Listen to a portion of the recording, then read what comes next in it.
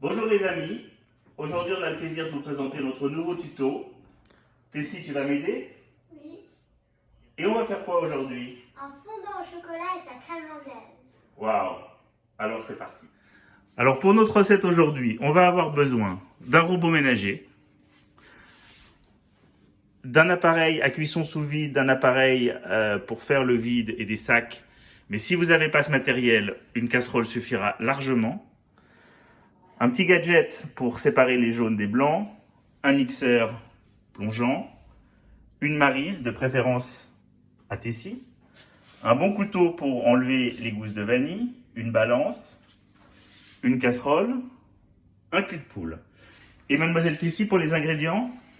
Du lait, des gousses de vanille, du sucre Brun, du beurre, du chocolat 55%, du sucre, de la maïzena et 10 œufs.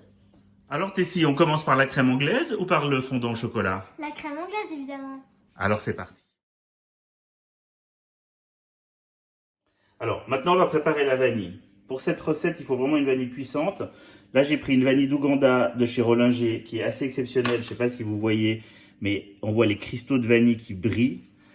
Et donc on va la découper selon la méthode que m'a appris mon ami Philippe, que je salue au passage.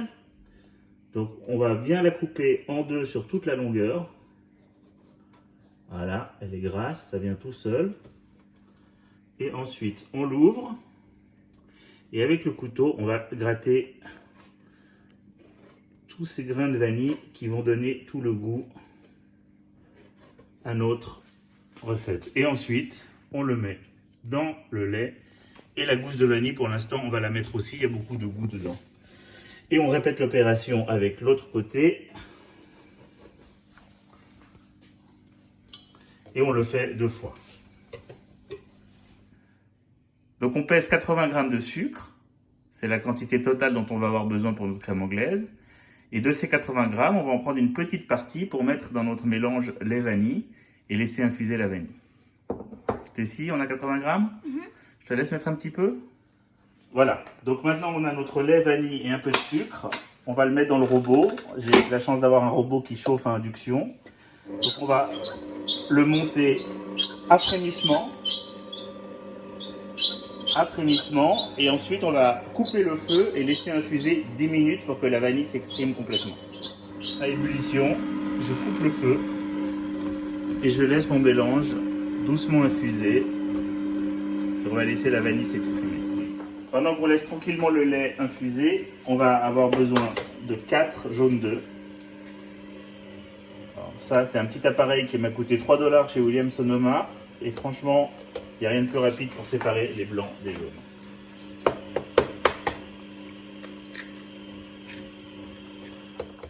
Maintenant, on va prendre nos 4 jaunes d'œufs.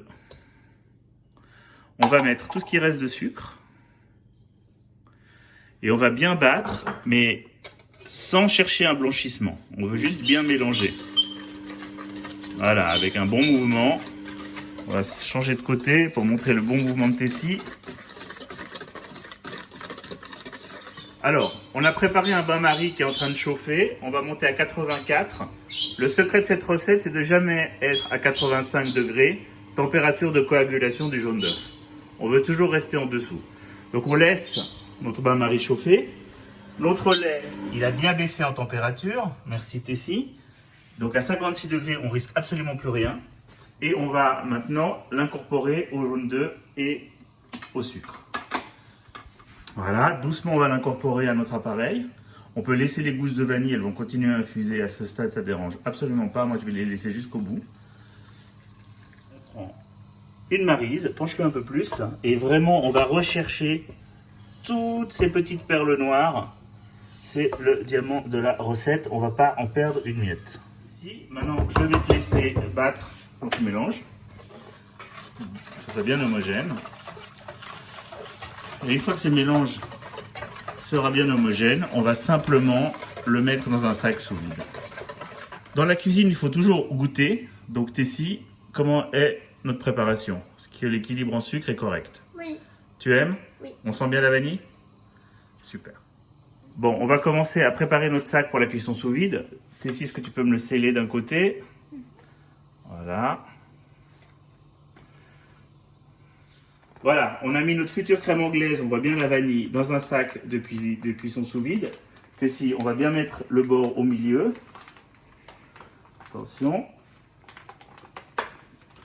Et là, on se met en mode humide et gentle et on le met sous vide. Et on le scelle. Tessie, tu le tiens, je vais l'ouvrir. Oui. On attend que ça soit bien scellé, on ouvre et notre crème anglaise est prête pour la cuisson sous vide. Voilà, notre bain-marie est à 84 degrés, c'est précis. Tessie, on va plonger notre crème anglaise dans le bain-marie et on va l'oublier 30 minutes. Donc, pour nos amis qui n'ont pas le matériel de cuisson sous vide, vous faites exactement la même chose dans une casserole. Vous utilisez un thermomètre parce qu'on ne peut pas monter en température.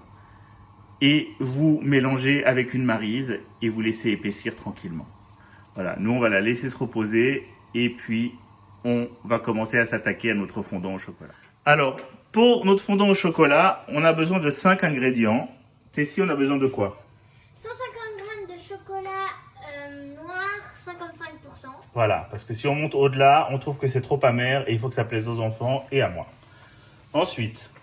130 g de beurre. Ensuite. 160 g de sucre brun, 60 g de maïzena et 4 œufs.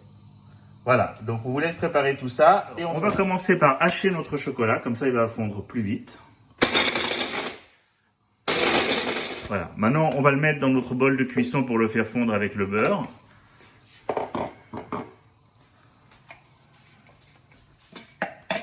Le beurre, voilà. On a mis le beurre et le chocolat dans le bol de cuisson, dans le robot. On va chercher une température assez raisonnable parce qu'on veut juste faire fondre. L'idée, c'est pas du tout de cuire. Voilà, notre beurre et chocolat ont bien fondu. Tessie, tu peux montrer le beau résultat. Voilà. Maintenant, on va changer la spatule avec un fouet.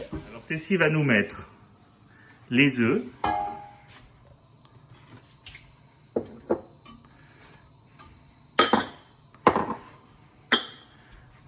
La maïzena et pour finir le sucre brun. Et maintenant on va couper la température. Là on est quand même encore à 74 et on va aller chercher un mélange homogène. Voilà, on a tous nos ingrédients. Maintenant Tessie, tu me bats tout ça à force 3 sans température. Et on va avoir un mélange homogène. Une fois que ça a commencé à bien se mélanger, on pourra augmenter la vitesse. Pendant que notre appareil à fondant est en train de s'homogénéiser dans le batteur avec le fouet, on peut déjà commencer à beurrer des moules. Et si vous le souhaitez, je ne vais pas le faire aujourd'hui, à les fariner. Voilà, notre crème anglaise est cuite. Maintenant, on va simplement couper le feu, la sortir et la laisser refroidir. C'est pas plus compliqué que ça. Voilà, notre appareil est bien homogène. On l'a mis dans un petit bol et maintenant Tessie a la charge de répartir équitablement dans 4 petits raviers. Voilà, on a rempli équitablement des bols. Il reste une maryse pleine de chocolat et vous savez ce qu'on fait chez nous avec une maryse pleine de chocolat? Montre-nous la méthode. Voilà, c'est exactement ça. C'est ça le plaisir de la pâtisserie. Voilà, nos bols, ils sont prêts, ils sont équitables. Et maintenant, on va les réserver 1 heure au frigo avant de les passer en cuisson.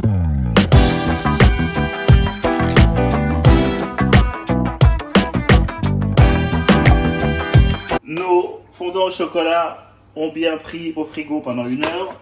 Notre crème anglaise est prête. Donc maintenant, on a préchauffé le four de l'autre côté à 180 degrés. On va enfourner pour 8 à 10 minutes et ça nous donnera le temps de préparer notre crème anglaise dans le saucier. Voilà nos fondants refroidis, tièdes, petit peu de sucre. Et maintenant, on va pouvoir les déguster avec notre crème anglaise. On vous souhaite une bonne dégustation et bon appétit, bien sûr.